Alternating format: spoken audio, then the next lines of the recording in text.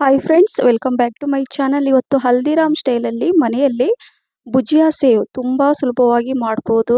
ನೋಡಿದ್ರಲ್ಲ, ತುಂಬ ಕಡಿಮೆ ಸಾಮಗ್ರಿಯನ್ನು ಯೂಸ್ ಮಾಡಿಕೊಂಡು ಥಟ್ಟಂತ ಮನೆಯಲ್ಲೇ ಆರೋಗ್ಯವಾಗಿ ಹೈಜಿನಿಕ್ ಆಗಿ ನಾವು ಇದನ್ನು ಮಾಡ್ಬೋದು.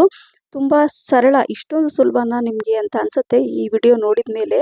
ನೋಡಿ, ಈ ರೀತಿ ಮಾಡಿ ಇಟ್ಬಿಟ್ರೆ ಆಹಾ, ನೋಡ್ಲಿಕ್ಕೆ ಕೂಡ ಎಷ್ಟು ಚೆನ್ನಾಗಿ ಕಾಣಿಸ್ತಾ ಇದೆ ಅಲ್ವಾ. ಸೊ ಹಾಗಾಗಿ ನೋಡಿ ಎಷ್ಟು ಕ್ರಿಸ್ಪಿಯಾಗಿದೆ ಅಂದರೆ ಅಲ್ವಾ.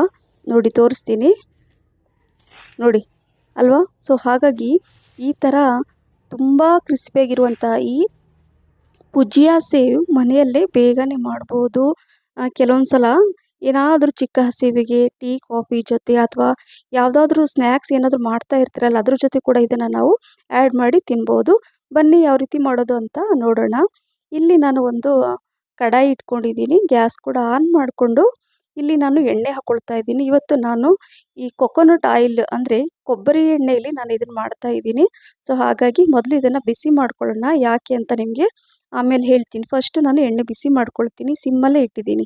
ಅಷ್ಟರಲ್ಲಿ ಹಿಟ್ಟನ್ನು ಇಲ್ಲಿ ನಾನು ಒಂದು ಪಾತ್ರೆಯಲ್ಲಿ ಹಾಕ್ಕೊಳ್ತಾ ಇದ್ದೀನಿ. ಕಡಲೆ ಹಿಟ್ಟು 1/4 ಕಪ್ಪಷ್ಟು ಇದೆ. ಸ್ವಲ್ಪ ಅರಿಶಿಣ 1 ಟೀ ಸ್ಪೂನಷ್ಟು, ಅಚ್ಚ ಖಾರದ ಪುಡಿ ಅರ್ಧ ಟೀ ಸ್ಪೂನಷ್ಟು, ಧನಿಯಾ ಪುಡಿ 1/4 ಟೀ ಸ್ಪೂನಷ್ಟು, ಜೀರಿಗೆ ಪುಡಿ, ಜೀರಿಗೆ ಹುರಿದು ಪುಡಿ ಮಾಡಿದಂಥ ಇದು ಜೀರಿಗೆ ಪುಡಿನ ಹಾಕೋಬೇಕು. ರುಚಿಗೆ ತಕ್ಕಷ್ಟು ಉಪ್ಪು, ಅಜ್ವಾಯಿನ್ ಅರ್ಧ ಟೀ ಸ್ಪೂನಷ್ಟು, ಸ್ವಲ್ಪ ಜಜ್ಜಿ ಪೌಡ್ರ್ ಮಾಡಿ ಹಾಕ್ಕೊಳ್ಳಿ.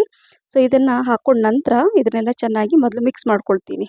ಅಜ್ವಾಯಿನ್ ಇದೆಯಲ್ಲ, ಓಂಕಾಳು, ಅದನ್ನು ಸ್ವಲ್ಪ ಜಜ್ಜಿಬಿಟ್ಟು ಸ್ವಲ್ಪ ಪೌಡ್ರ್ ಮಾಡಿ ಹಾಕ್ಕೊಳ್ಳಿ.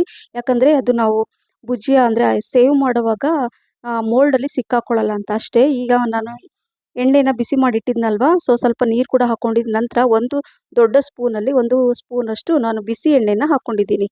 ಈ ರೀತಿ ಮಾಡೋದ್ರಿಂದ ಏನಾಗುತ್ತೆ, ಈ ಸೇವ್ ತುಂಬಾ ಕ್ರಿಸ್ಪಿಯಾಗಿ ಬರುತ್ತೆ. ಹಾಗಾಗಿ ನಾನು ಇಲ್ಲಿ ಕುಕ್ಕಿಂಗ್ ಸೋಡಾ ಅಂದರೆ ಅಡುಗೆ ಸೋಡಾನ ನಾನು ಯೂಸ್ ಮಾಡ್ತಾ ಇಲ್ಲ. ಹಾಗಾಗಿ ಬಿಸಿ ಎಣ್ಣೆ ಮಾಡಿ ಇದರಲ್ಲಿ ಹಾಕ್ಕೊಳ್ತಾ ಇದ್ದೀನಿ. ಈಗ ಈ ಥರ ಕಲಸಿದ ಮೇಲೆ ಈಗ ಕೈಯಿಂದ ಏನಂದರೆ ಸ್ವಲ್ಪ ಗಟ್ಟಿಯಾಗಿ ಕಲಿಸ್ಕೋಬೇಕು. ಎಣ್ಣೆ ಮತ್ತು ನೀರು ಕರೆಕ್ಟಾಗಿ ಹಾಕ್ಕೋಬೇಕು. ನೋಡಿ, ಈ ರೀತಿಯಾಗಿ ಸ್ವಲ್ಪ ಇದು ಕೈಗೆ ಅಂಟುತ್ತೆ ಕಡಲೆ ಹಿಟ್ಟು. ಸೊ ಇದೇ ರೀತಿಯಾಗಿ ಬರಬೇಕು. ತುಂಬ ಅಳಕ್ಕೆಲ್ಲ ಮಾಡ್ಕೊಳಕ್ಕೆ ಹೋಗಬೇಡಿ. ನೋಡಿದ್ರಲ್ಲ, ಈ ರೀತಿಯಾಗಿ ಇರಬೇಕು ಹಿಟ್ಟು. ಸೊ ಈ ರೀತಿ ಹಿಟ್ಟು ಕಲಿಸ್ಕೊಂಡ್ರೆ ಸೇವ್ ತುಂಬ ಚೆನ್ನಾಗಿ ಬರುತ್ತೆ. ನೋಡಿದ್ರಲ್ಲ, ಸೊ ತೋರಿಸ್ತಾ ಇದ್ದೀನಿ ನೋಡಿ, ಪರ್ಫೆಕ್ಟಾಗಿ ಈ ಹದಕ್ಕೆ ಹಿಟ್ಟನ್ನು ಕಲಿಸ್ಕೋಬೇಕು. ಸೊ ಈಗೆಲ್ಲ ಕಲಸಿದ ಮೇಲೆ ಎಣ್ಣೆ ಕೂಡ ಬಿಸಿ ಆಗ್ತಾ ಇರುತ್ತೆ. ಈಗ ಈ ಮೋಲ್ಡಲ್ಲಿ ನಾನು ನೋಡಿದ್ರೆ ಸ್ಮಾಲ್ ಸೇವ್ ಮಾಡೋವಂಥದ್ದನ್ನು ಇದರಲ್ಲಿ ಹಾಕ್ಕೊಂಡು ಆ ಪ್ಲೇಟನ್ನು ಅದರಲ್ಲಿ ಸ್ವಲ್ಪ ಎಣ್ಣೆ ಸವರ್ಕೊಳ್ಳೋಣ, ಯಾಕಂದರೆ ಅಂಟ್ಕೋಬಾರ್ದು ಅಂತ. ಈ ರೀತಿ ಒಂದು ಬ್ರಷಿನ ಸಹಾಯದಿಂದ ನಾನು ಎಣ್ಣೆ ಎಲ್ಲ ಅದರಲ್ಲಿ ಸ್ಪ್ರೆಡ್ ಮಾಡಿ 1 ಸ್ಪೂನಿಂದ ಈ ಹಿಟ್ಟನ್ನು ಅದರಲ್ಲಿ ಈ ಮೋಲ್ಡಲ್ಲಿ ಹಾಕ್ಕೊಳ್ತಾ ಇದ್ದೀನಿ. ಎಷ್ಟು ಬೇಕೋ ಅಷ್ಟು ನೋಡಿಕೊಂಡು ಹಾಕ್ಕೊಂಡು ತೋರಿಸ್ತಾ ಇದ್ದೀನಿ ನೋಡಿ. ಸ್ವಲ್ಪ ಅಂಟುತ್ತೆ ಅಂತ ನಾನು ಸ್ಪೂನಿಂದನೇ ಹಾಕ್ಕೊಳ್ತಾ ಇದ್ದೀನಿ. ಸೊ ಹಿಟ್ಟನ್ನೆಲ್ಲ ಇದರಲ್ಲಿ ಹಾಕ್ಕೊಂಡು ಇದನ್ನು ಕವರ್ ಮಾಡಬೇಕು, ಟೈಟಾಗಿ ಕ್ಲೋಸ್ ಮಾಡಿ. ಈಗ ಕಾದಿರೋ ಎಣ್ಣೆಯಲ್ಲಿ ನಾನು ತೋರಿಸ್ತಾ ಇದ್ದೀನಿ ನೋಡಿ, ಈ ರೀತಿಯಾಗಿ ಹಾಕ್ಕೋಬೇಕು. ಸರಿಯಾಗಿ ಎಣ್ಣೆ ನಾನು ಆದಷ್ಟು ಎಷ್ಟು ಬೇಕೋ ಅಷ್ಟು ಕಡಿಮೆನೇ ಎಣ್ಣೆ ಹಾಕ್ಕೊಂಡಿದ್ದೀನಿ. ಯಾಕಂದರೆ ಒಂದು ಸಲ ಎಣ್ಣೆ ಬಿಸಿ ಮಾಡಿದ ಮೇಲೆ ಪದೇ ಪದೇ ಎಣ್ಣೆ ಅದನ್ನು ಯೂಸ್ ಮಾಡಬಾರ್ದು, ಆರೋಗ್ಯಕ್ಕೆ ಒಳ್ಳೆಯದಲ್ಲ. ಹಾಗಾಗಿ ಎಷ್ಟು ಬೇಕೋ ಅಷ್ಟು ಎಣ್ಣೆಯನ್ನು ಮಾತ್ರ ಹಾಕ್ಕೊಂಡು ನೀವು ಫ್ರೈ ಮಾಡ್ಕೊಳ್ಳಿ. ನೋಡಿ, ಈ ಥರ ನಾನು ಫ್ರೈ ಮಾಡ್ಕೊಳ್ತಾ ಇದ್ದೀನಿ. ಸೊ ಇದನ್ನು ಇನ್ನೊಂದು ಸಲ ಅಂದರೆ 2 ಕಡೆ ಚೆನ್ನಾಗಿ ನಾನು ಫ್ರೈ ಮಾಡಿಕೊಂಡು ಈಗ ಸ್ವಲ್ಪ ಒಂದು ಟಿಶ್ಯೂ ಪೇಪರ್ ಹಾಕಿದ್ದೀನಿ, ಅದರಲ್ಲಿ ನಾನು ತೆಗೆದಿಡ್ತಾ ಇದ್ದೀನಿ. ಅದೇ ರೀತಿ ಉಳಿದಿರೋದಂತನ್ನು ಇದೇ ರೀತಿಯಾಗಿ ನಾನು ನೋಡಿ, ಈ ಥರ ಈ ಮೋಲ್ಡಲ್ಲಿ ಇದೆ ಅಲ್ವಾ ಹಿಟ್ಟು. ಸೊ ಹಾಗಾಗಿ ಈ ರೀತಿಯಾಗಿ ನಾನು ಈ ಸೇವನ್ನು ಮಾಡ್ತಾ ಇದ್ದೀನಿ. ನೋಡಿದ್ರಲ್ಲ, ತುಂಬ ಚೆನ್ನಾಗಿ ಬರ್ತಾ ಇದೆ. ಈಗ ಇದನ್ನು ಮತ್ತೆ ಸೇಮ್ ಒಂದು 30 ಸೆಕೆಂಡ್ ಅಥವಾ 1 ನಿಮಿಷ ಮೀಡಿಯಮ್ ಫ್ಲೇಮಲ್ಲಿ ಇದನ್ನು ಫ್ರೈ ಮಾಡಿ ಇದನ್ನು 2 ಕಡೆ ಚೆನ್ನಾಗಿ ಫ್ರೈ ಮಾಡ್ಕೋಬೇಕಾಗತ್ತೆ. ನಾನು ಯಾವ ರೀತಿ ತಿರುಗಿಸ್ಬಿಟ್ಟು ಹಾಕಿದೆ ನೋಡಿ 1 ಸ್ಪೂನಿಂದ, ಅದೇ ರೀತಿಯಾಗಿ ಮಾಡ್ಕೋಬೇಕು. ತುಂಬ ಕಲರ್ ಚೇಂಜ್ ಆಗೋ ತನಕ ಮಾಡ್ಕೋಬೇಡಿ, ಯಾಕಂದರೆ ನೋಡಲಿಕ್ಕೂ ಚೆನ್ನಾಗಿರಲ್ಲ. ಹಾಗಾಗಿ ಎಲ್ಲ ಒಂದೇ ರೀತಿಯಾಗಿ ಫ್ರೈ ಮಾಡ್ಕೋಬೇಕು.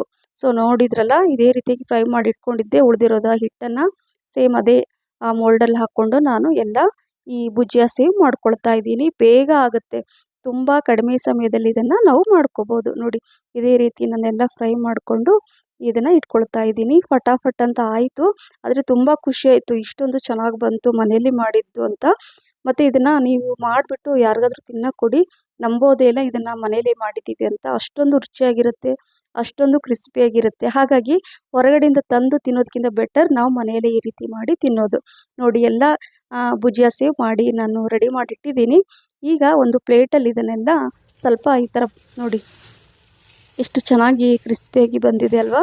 ಸೊ ಹಾಗಾಗಿ ಎಲ್ಲ ಈ ಥರ ನಾನು ಮಾಡ್ಕೊಳ್ತಾ ಇದ್ದೀನಿ. ಯಾಕಂದರೆ ಗ್ಲಾಸ್ ಜಾರಲ್ಲಿ ಏರ್ಟೈಟ್ ಬಾಕ್ಸಲ್ಲಿ ನಾವು ಸ್ಟೋರ್ ಮಾಡಲಿಕ್ಕೆ ಈಸಿ ಆಗುತ್ತೆ ಅಂತ, ಮತ್ತು ತಿನ್ಲಿಕ್ಕೆ ಕೂಡ ತುಂಬ ಚೆನ್ನಾಗಿರುತ್ತೆ. ಈ ರೀತಿಯಾಗಿ ಎಲ್ಲ ಈ ಥರ ಪೀಸ್ ಅಂದರೆ ಈ ಥರ ಮುರಿದು ಎಲ್ಲ ಹಾಕಿಟ್ರೆ ಸೇಮ್ ಭುಜಿಯಾ ಸೇವ್ ನಾವು ಹೊರಗಡೆಯಿಂದ ಮಾರ್ಕೆಟಿಂದ ಏನು ತರ್ತೀವಲ್ವ, ಸೇಮ್ ಅದೇ ರೀತಿಯಾಗಿ ಕಾಣಿಸುತ್ತೆ.